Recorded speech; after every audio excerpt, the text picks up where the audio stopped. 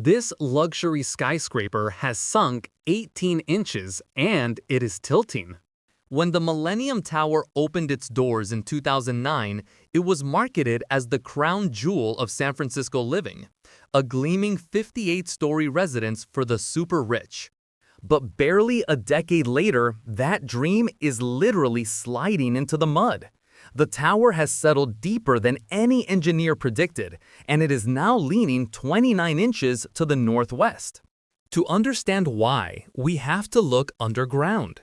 San Francisco is built on layers of soft soil, known locally as Mission Bay fill.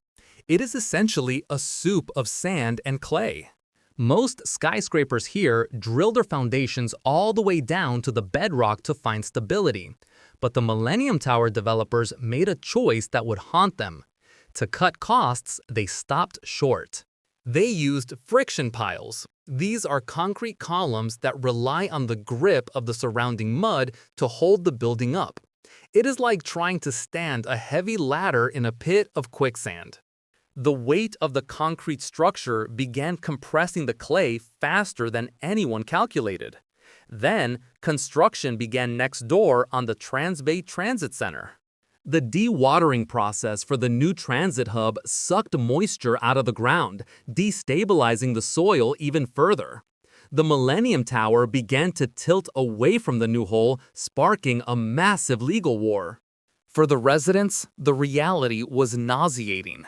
Marbles rolled across floors. Doors refused to close. Property values plummeted, leaving owners with multi-million-dollar condos that were suddenly worthless. Something had to be done. Engineers proposed a radical $100 million fix, the perimeter pile upgrade. The plan was to stitch the building to the bedrock it should have touched in the first place. Crews drilled 18 massive steel piles, some weighing over 100,000 pounds, deep into the earth along the sinking sides.